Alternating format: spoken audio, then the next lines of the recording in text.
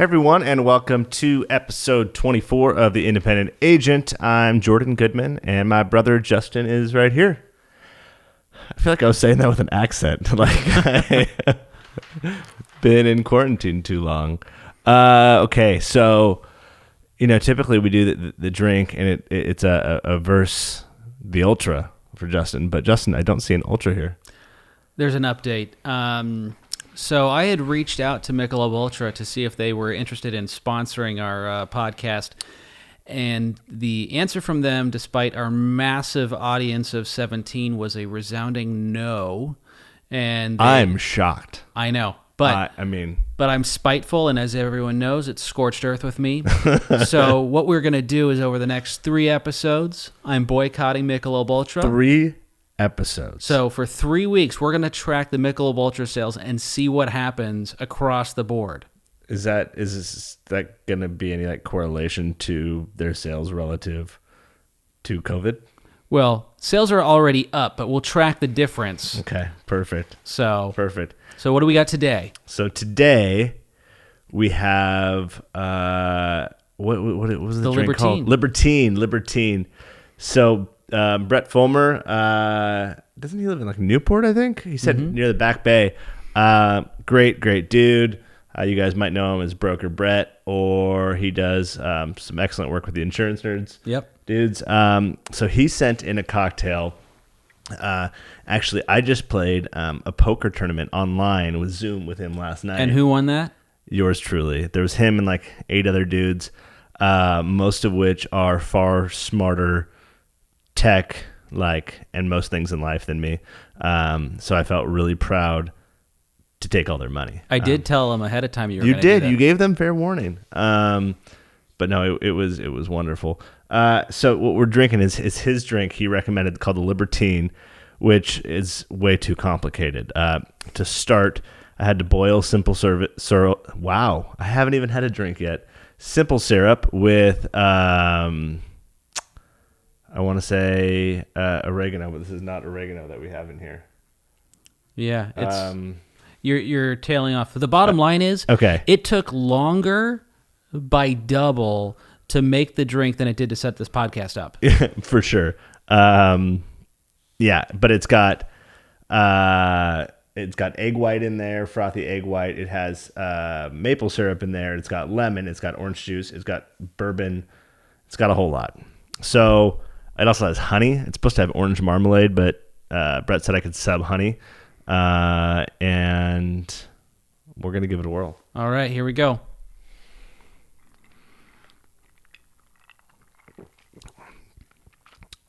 Oh, man.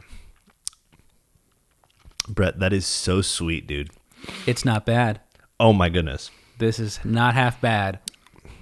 I might need to go in the backyard and get a beer. Oh, my goodness. No, I could dig it.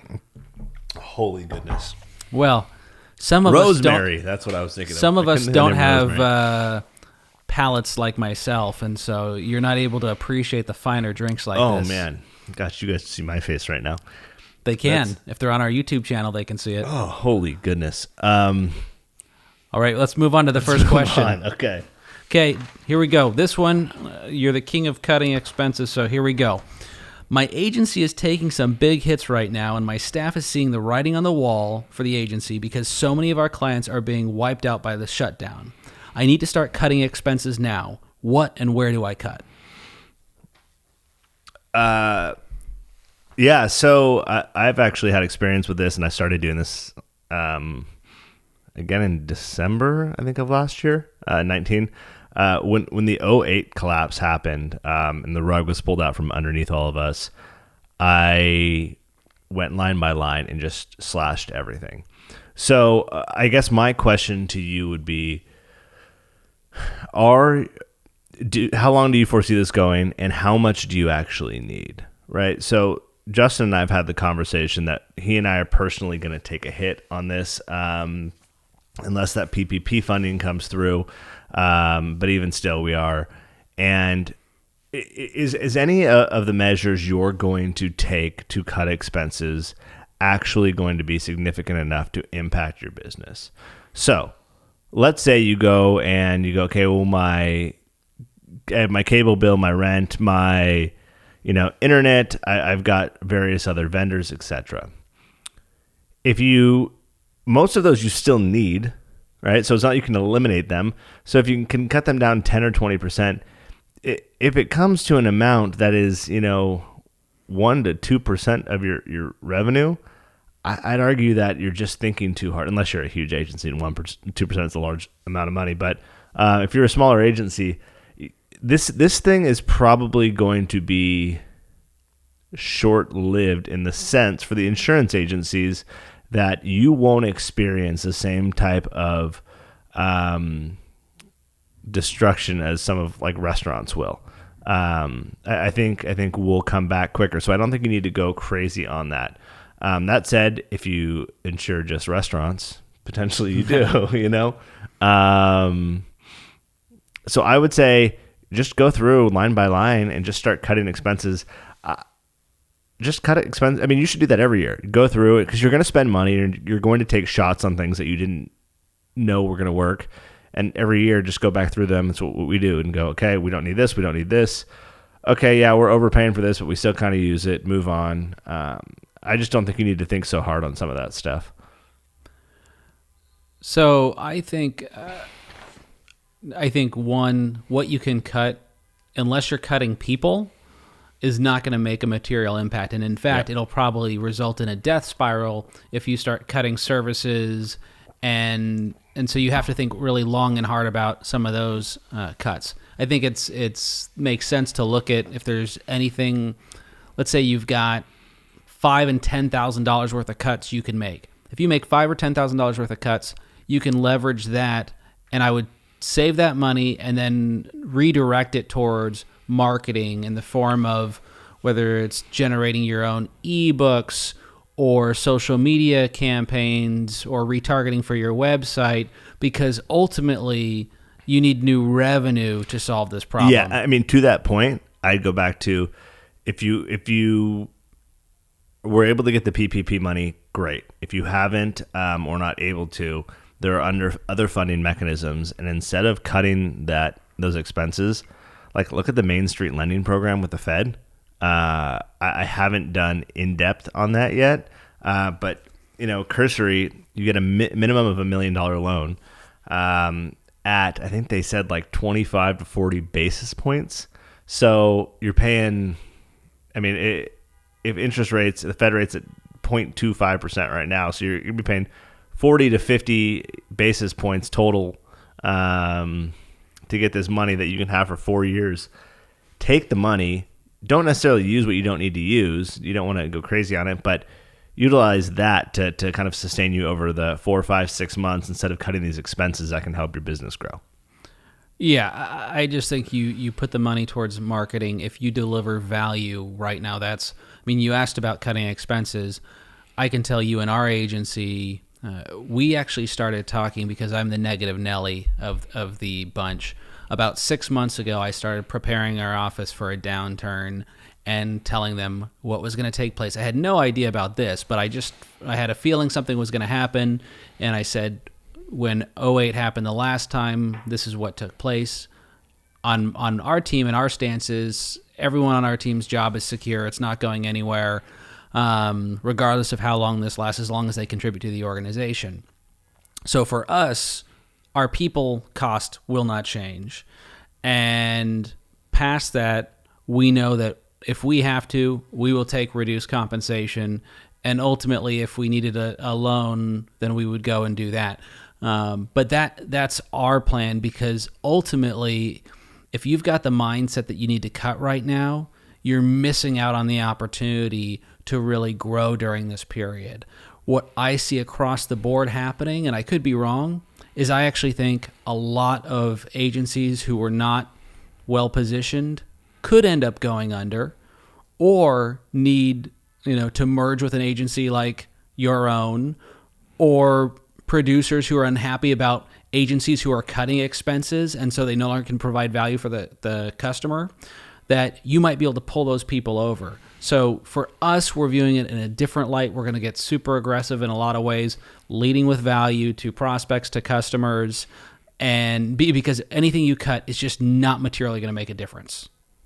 Yeah, I would say to that point, if you are of kind of the mindset of, hey, we were struggling before, this is really kicking our butt, and you want to get out, I mean, consider selling. I mean, if you're in the Southern California area, we're buying. So, or if you're at you're a producer somewhere that's not working out because of some of these things, call us. Shameless plug. Yeah, I know. We have a golf simulator in the office. Okay. Question 2. Some of my employees want to return to the office and others want to continue working from home. Given that agencies are essential businesses, how are you handling this in your own operation? This is literally what we're going through right now. So one of the things, Jordan and I don't necessarily share the same opinion of things as far as what's going on. But what we do want to make sure is office-wide that we're all respectful of everyone's opinion, because quite honestly, the experts can't even get it right. And so we don't know who's right at this point. And so the number one thing for us is that our employees feel safe and taken care of, and they do what is in their best interest. And so for our office, we have a few of us on the agency side that are in and working, and everybody else is working remotely. And everyone that wants to come back and work within the office is free to do so at any time. We've got 4,000 square feet of space, so we've got plenty of room for social distancing within that capacity, but we have unique challenges. We have a producer who both, him and his wife work in the insurance industry, and they work for different agencies, and they have a child that needs childcare that can't get childcare if they both are there, because obviously it's closed down. So even if they wanted to come back, they couldn't come back. So for us, we've led with what's in your best interest is in our best interest. What makes you feel healthy and safe, what's good for your mental welfare, that's what's best for you, and that's what we want until we get to the other side of this thing. Yeah, my wife pointed it out to me the other day. She said, it's almost nice that you and Justin are on different pages of this thing, because it provides the opportunity for the office to kind of make their decision without pressure, right? Justin's going into the office and I'm staying home. And so when both owners, they're saying, like, for instance, if Justin and I were both going home and they wanted to go in, or if we were both going in and they wanted to stay home, they might feel that pressure of what can I actually do? Can I actually oppose what the owners are doing? And now it's, well, one's doing one, one's doing the other, and they get the freedom. And it's actually been pretty split in our office. Who's coming in, who's not, It's been split, and even we had one person say, hey, I'm thinking about coming back next week, and I've been mindful that I don't want to, the initial response in me, because I have my own viewpoint, is to want to share my information and encourage that response, but we've deliberately been agnostic, and I think that's the right approach. Everyone's capable of researching on the internet, and that's what we want to do. Still at home in quarantine. Go for it. Hey, Sammy. We have a visitor. Sammy. Her name is Samantha. She just came in. Okay. Addie, hello, Addie. Hi. This is what you get, guys. This is wow. These beautiful. No, okay. You guys can watch this too. I'm in it. I'm beautiful. Okay. Okay. Love you, girls. They've hijacked and they've won. This is the fun part. And we love them for it. Okay. Love you, sweetheart. Oh. And we got a door coming open. Okay. So we want them to feel comfortable, much like these young ladies feel comfortable. Hey, Sammy, I need you to be quiet. But this is the reality of life for everybody. You can't just pretend that it's in a bubble, and nor can you get frustrated for kids being kids and trying to make the best of situations. So if they interrupt a podcast, they interrupt a podcast. Right? Yeah. I mean, to that note, I think, Justin and I've talked. We've continued. I don't know if we talked about this a couple of weeks ago, but we've been doing Zoom meetings with both of our teams every day for like 10, 15 minutes, just to make sure everyone felt like they were part of a cohesive unit. And productivity's been great. New revenue's been tough, but productivity's been great for both organizations. For people doing what they need to do and checking in, and we haven't seen that really turn down. So if you guys aren't doing those things at least just a couple times a week, I encourage you to do that with your teams. Well, let me ask you this, since we're here now, right? I actually think the daily check-in that we're doing is a worthwhile exercise that we may want to keep doing going forward. Down below if you're a kid. Comment down below if you're a kid. This is YouTube, Pete, and comment down below if you guys are very bored at home and not wanting to listen to this. Comment down below if you love our well, we don't have. For the record. Comment down below if you don't want to listen to them, but want to listen to us. If you're mad at Dad for taking away our YouTube channel. Okay. Yeah, he took away Girls. our family YouTube channel. So don't listen We're to done. them about their boring old things. Okay. Just listen to us, okay? Goodbye, girls. I'm the best person here. Love you. Wait. I need to show you. We have crashed into the mountain. There is I don't a think there's a dog in front of recovery. a camera. Okay. If you're listening at home, you should watch this. Subscribe. Samantha. I think we should probably cut it there. We will dude. cut it here. Thank you so much for listening. We can't wait till next week where Cabo the dog, Sammy and Addie might make another appearance.